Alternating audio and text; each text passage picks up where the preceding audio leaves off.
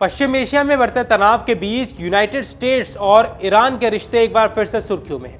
हालात ऐसे बनते नजर आ रहे हैं कि अगर बातचीत का रास्ता मजबूत नहीं हुआ तो ये तनाव किसी बड़े सैन्य टकराव में बदल सकता है। इसी बीच ईरान के कुछ सांसदों के बयान और अमेरिका की रणनीतिक गतिविधियों ने वैश्विक चिंताओं को और ज्यादा बढ़ा दिया है। ईरान के सांसद अली खेजरियान ने हाल ही में एक बड़ा दावा किया है कि अमेरिका किसी भी समय ईरान के खिलाफ युद्ध शुरू कर सकता है। उन्होंने इससे पहले भी कहा था कि दोनों देशों के बीच टकराव लगभग तय है। हालांकि अब तक ना तो ईरान सरकार और ना ही अमेरिका की तरफ से इस तरह के किसी संभावित युद्ध को लेकर आधिकारिक पुष्टि हुई है। फिर भी ऐसे बयान यूं ही नहीं आते। क्षेत्र में सैन्य गतिविधियों का बढ़ना, कूटनीतिक वार्ताओं का ठप पड़ना और लगातार सख्त बयानबाजी ये संकेत देती है कि हालात सामान्य नहीं है। नमस्कार, आप देख रहे हैं अमर उजाला। मैं हूं आपके साथ साहिल सुयाल। दरअसल डोनाल्ड ट्रंप का रुख यहाँ चर्चा का विषय बना हुआ है, क्योंकि रिपोर्ट्स के मुताबिक उन्होंने तेल पाइपलाइन और रणनीतिक हितों को लेकर कड़ा रुख अपनाया हुआ है और कुछ चेतावनी भरे संकेत भी दिए हैं। हालांकि यह स्पष्ट नहीं है कि उनका यह बयान सीधे मौजूदा तनाव से जुड़ा है या व्यापक रणनीतिक संदेश का हिस्सा है। यहाँ दिलचस्प बात यह है कि जहां एक तरफ ट्रंप सख्त रुख अपनाते नजर आते हैं, वहीं दूसरी तरफ उन्होंने ये भी कहा है कि अमेरिका ईरान के बीच फोन पर बातचीत के जरिए समाधान निकाला जा सकता है। यानी एक तरफ दबाव की रणनीति है तो दूसरी ओर बातचीत का दरवाजा भी बंद नहीं किया गया है। इस पूरे घटनाक्रम में पाकिस्तान की भूमिका भी चर्चा में है, जो खुद को मध्यस्थ यानी मीडिएटर के रूप में पेश करने की कोशिश कर रहा है। लेकिन ईरान के सांसद इब्राहिम रेजाई ने पाकिस्तान की निष्पक्षता पर सवाल उठाए हैं। रेजाई का कहना है कि पाकिस्तान भले ही ईरान का पड़ोसी और मित्र देश हो, लेकिन वो एक भरोसेमंद मध्यस्थ नहीं बन सकता।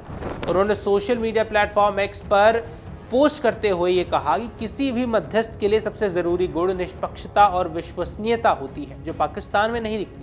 उनका आरोप है कि पाकिस्तान अक्सर अमेरिका के हितों को प्राथमिकता देता है और उसके खिलाफ खुलकर कुछ नहीं कहता। ऐसे में वह एक संतुलित और निष्पक्ष मध्यस्थ की भूमिका निभाने में सक्षम नहीं है।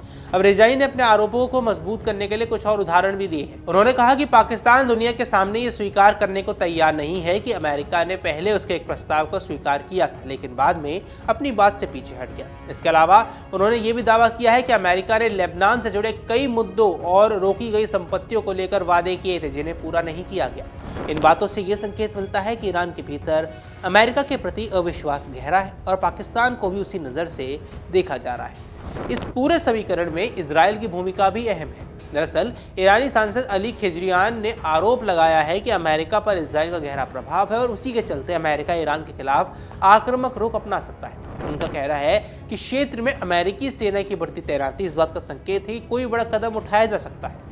साथ ही उन्होंने ये भी कहा कि अमेरिका के कई फैसलों में इजराइल की रणनीतिक सोच का असर दिखाई देता है। ये आरोप नया नहीं है, लेकिन मौजूदा हालात में इसका महत्व और ज्यादा बढ़ जाता है, क्योंकि अगर इजराइल भी इस तनाव में सक्रिय भूमिका निभाता है तो संघर्ष और व्यापक हो सकता है। अब केजरीवाल ने यह दावा किया है कि ईरान ने वॉशिंगटन के साथ सभी तरह की बातचीत रोक दी है। हालांकि इस पर कोई आधिकारिक पुष्टि नहीं हुई है। दूसरी ओर अमेरिका की तरफ से संकेत मिल रहे हैं कि बातचीत के रास्ते अभी भी खुले हैं। ऐसे में स्पष्ट नहीं है कि दोनों देशों के बीच कूटनीतिक संपर्क पूरी तरह खत्म हुआ है या फिर पर्दे के पीछे बातचीत जारी है, क्योंकि कुछ रिपोर्ट्स में यह भी दावा किया गया है कि हालिया तनाव के दौरान ईरान ने अमेरिकी सैन्य ठिकानों को नुकसान पहुंचाया है। अब कहा जा रहा है कि नुकसान अरबों डॉलर का हो सकता है। इन रिपोर्ट्स के मुताबिक ईरान ने पश्चिम एशिया के हिस्सों में मौजूदा अमेरिकी ठिकानों, गोदामों, कमांड सेंटर, एयरक्राफ्ट हैंगर और रडार सिस्टम को निशाना बनाया है। हालांकि इन दावों की स्वतंत्र पुष्टि नहीं हुई है, जिससे इनकी विश्वसनीयता पर भी सवाल बने हुए हैं। इन सबके बीच एक दिलचस्प दावा ये सामने आया है कि ईरान का पुराना F-5 लड़ाकू विमान आधुनिक अमेरिकी सुरक्षा प्रणाली को चकमा देकर हमला करने में सफल रहा। अब अगर ये दावा सही है तो ये ईरान की रणनीतिक क्षमता और नवाचार को दिखाता है। हालांकि विशेषज्ञों का मानना है कि ऐसे दावों की पुष्टि के बिना इन्हें पूरी तरह सच मानना जल्दबाजी हो सकती है। फिर भी ये बात जरूर साफ है कि दोनों देश एक दूसरे की सैन्य क्षमताओं को परखने और दबाव बनाने की कोशिश जरूर कर रहे हैं। पूरी स्थिति को देखें तो ये साफ है कि यूनाइटेड स्टेट्स और ईरान के बीच तनाव सिर्फ बयानबाजी तक सीमित नहीं, बल्कि इसके पीछे गहरे रणनीतिक और राजनीतिक कारण है। एक तरफ जहां अमेरिका ईरान पर दबाव बनाकर उसे अपनी शर्तों पर लाना चाहता है, वहीं ईरान भी झुकने को तैयार नजर नहीं आता।